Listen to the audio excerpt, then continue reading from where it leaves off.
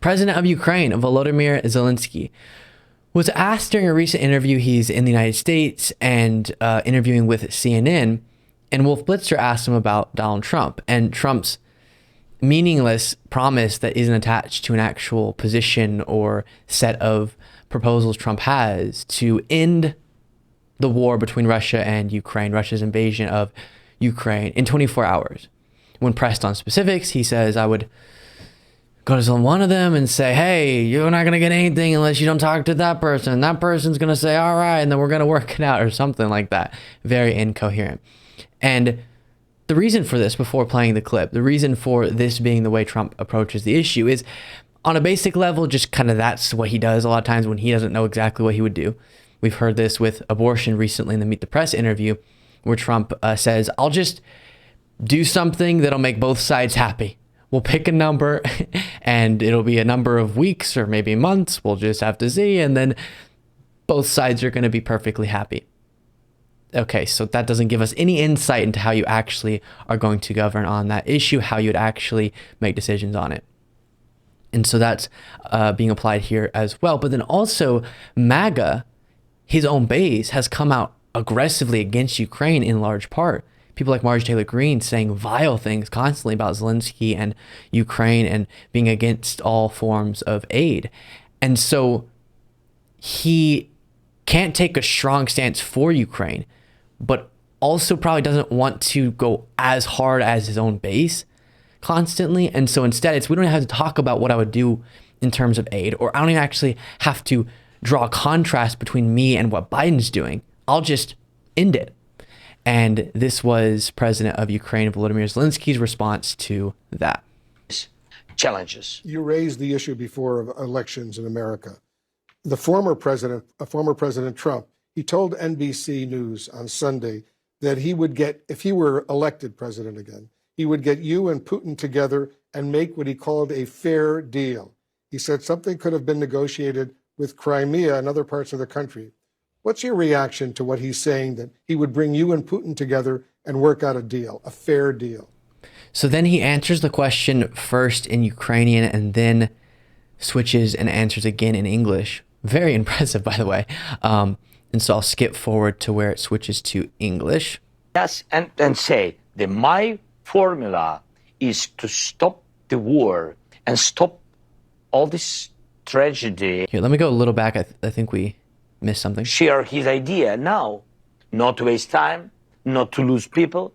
Yes, and say that my formula is to stop the war and stop all this tragedy and stop Russian aggression. And he said how he see it, how to push Russian from our land. Otherwise, he is not, presenting the global idea of peace. So the idea is how to take the part of our territory and to give Putin. And that is not the peace formula. So you're not ready to... Right. And so there he was saying, if he has this proposal, if he has this genius formula, can he share it with us? If he has a way to get a peaceful resolution, and that was the second part of Zelenskyy's answer. And sorry, it looks like my video is breaking up a little bit, but it should come back in full quality. That doesn't include giving territory that Russia's currently occupying, that they took over during their invasion, to Russia and just handing Putin what he'd like. Then can he share that master plan with us? Why is he waiting for political purposes until he becomes president to say, elect me because this is another thing I could beautifully solve? And in reality, if you were actually just going for ending it in 24 hours, the way that you get Putin to stop invading is to give him everything he wants, which isn't an option. And that is for multiple reasons we've gone over in the past. Two big ones being, of course, number one, Ukraine has a right to the territory that is within their sovereign country.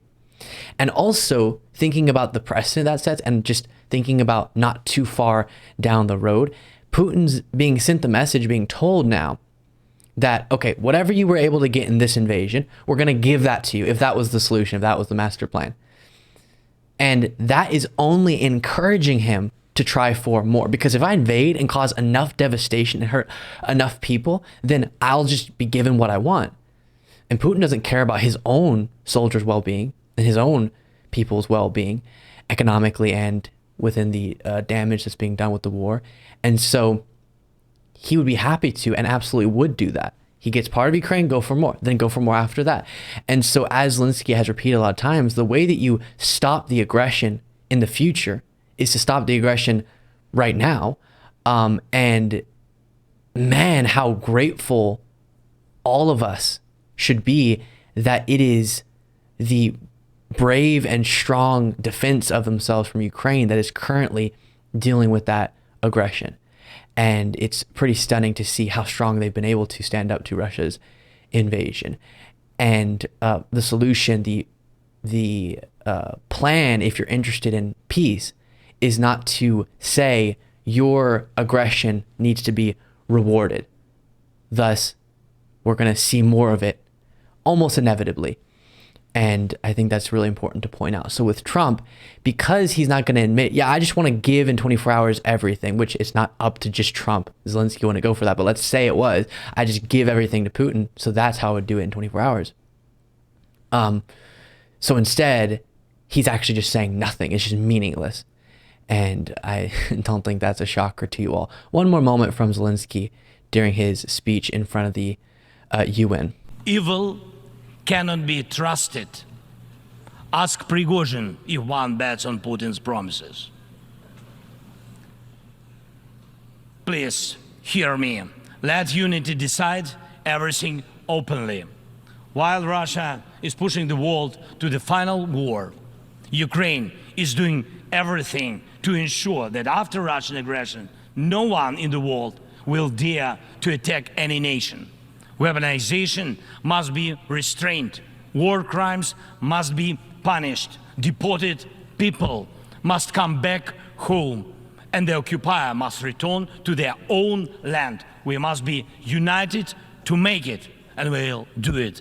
Slava Ukraini.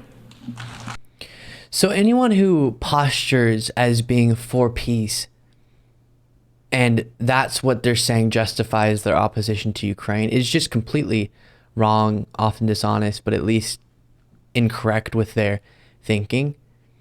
Because the way that you ensure peace and stability, at least in this region of the world, is to prevent the endorsement of this type of aggression and this type of violating of another country's sovereignty, and encouraging that by handing over to Putin whatever he'd like, or by not supporting Ukraine in this situation, is not in the interest of peace whatsoever, is, if anything, at best, kicking the can down the road in terms of the destabilizing reality that is going to be inevitably caused by the behavior of, in this case, Russia and their aggression.